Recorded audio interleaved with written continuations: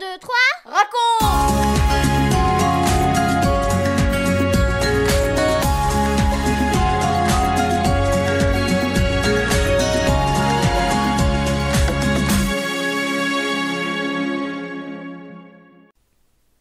Attention, attention. Chut, chut, chut. Tout le monde est bien installé? Vous êtes sûr? Parce que c'est l'heure de notre 43e émission 1, 2, 3 raconte. Alors, imagine, il fait nuit et tu dois te déplacer tout seul dans la forêt. Tu peux emporter soit un sandwich, soit une boussole, soit une torche. Lequel de ces 3 objets vas-tu choisir? Tu dois en emporter qu'un seul. Le sandwich, la boussole ou la torche? La torche, c'est une lampe. C'est bon, tu as fait ton choix? Ok, moi aussi. Je prends la torche, la lampe. Je ne veux pas être comme un aveugle. Je veux voir où je mets les pieds et ne pas me tromper de chemin. Il me faut de la lumière. Un jour, quelqu'un a déclaré: je suis la lumière du monde. Celui qui me suit ne marchera pas dans l'obscurité, mais il verra clair pour se conduire dans la vie. Il aura la lumière qui donne la vie. Sais-tu qui a dit cela? C'est Jésus. Il est la lumière du monde. Mais comprends-tu ce qu'il veut dire en disant ces mots? Nous allons écouter Céline. Elle va nous éclairer avec cette histoire que tu retrouveras au chapitre 9 de l'Évangile de Jean. Ouvre grand tes oreilles. 1, 2, 3, raconte! Dans les rues de Jérusalem, il y a beaucoup de va-et-vient. Jésus et ses disciples circulent au milieu de la foule. Ils aperçoivent un homme assis par terre, un mendiant. Il est aveugle de naissance. Cet homme n'a jamais vu la lumière, ni ce qui l'entoure. Tout est noir. Depuis toujours, il vit dans l'obscurité. « Seigneur, demandent les disciples, pourquoi est-il né aveugle?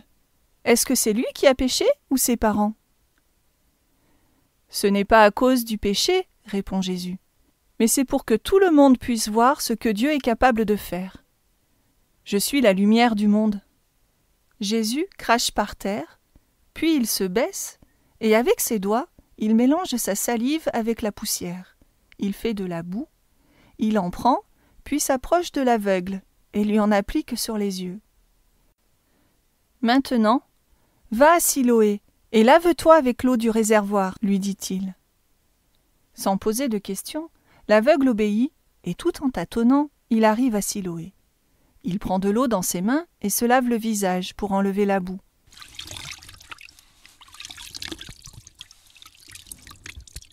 Quand il se redresse, la lumière l'éblouit. Il voit. Pour la première fois de sa vie, il n'est pas dans l'obscurité.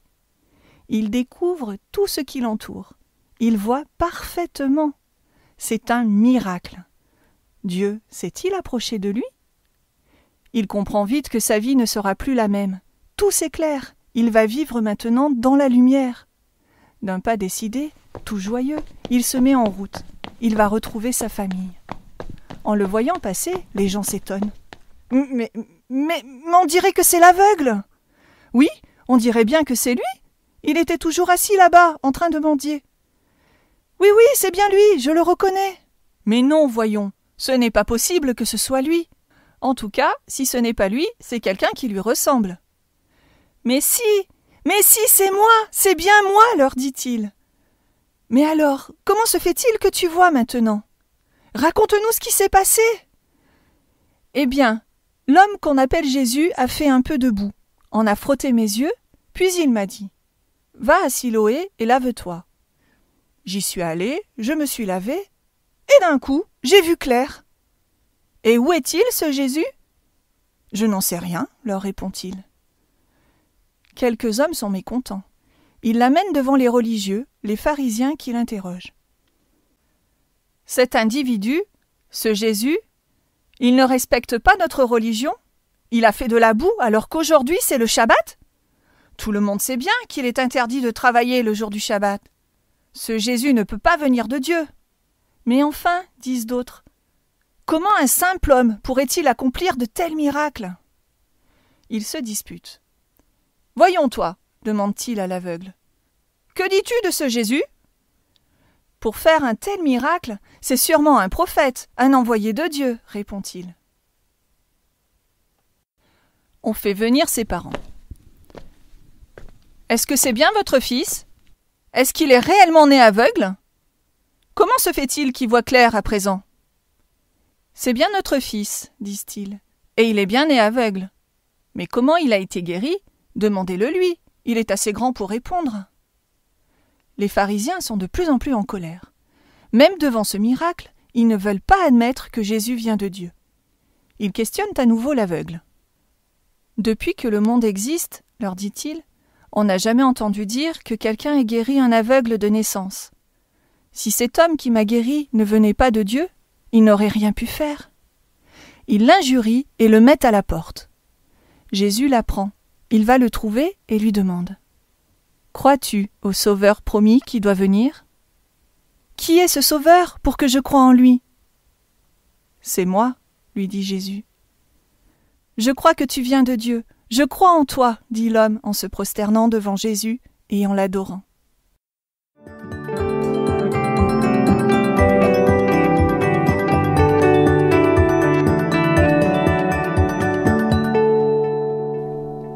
Un, 2, 3, 4, et toi, et moi.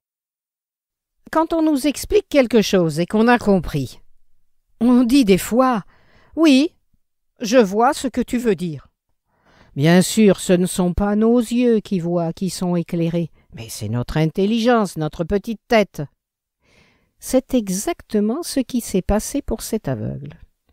Une fois guéri, il voit clair, il voit ce qui est autour de lui, il sait où il met les pieds, il voit le chemin devant lui, et il sait où il va.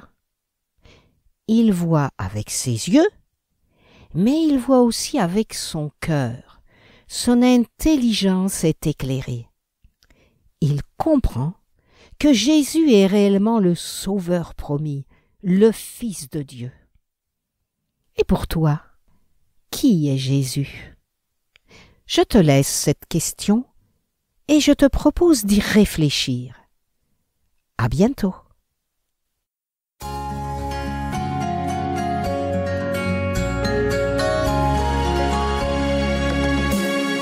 4, 3, 2, 1, et nous les parents. À sa naissance, le bébé ne voit pas distinctement, mais rapidement sa vue s'améliore, il voit la lumière, puis il distingue le visage de ses parents, sa vision se précise. Eh bien, la vision que nos enfants ont de Jésus, la lumière du monde, va aussi se préciser au fur et à mesure qu'ils entendent la parole de Dieu. C'est pourquoi encouragez-les à lire les récits de l'Évangile. Leur connaissance va aussi se préciser. Vous venez de suivre l'émission 1, 2, 3 raconte avec Françoise et Michel Zanellato, Benjamin Lamotte, Céline Girardi, Baptiste Roland, Erwan, Yuna et la collaboration de Vital Radio ainsi que 365histoire.com. Si vous avez aimé cette émission, n'hésitez pas à la partager autour de vous. À bientôt!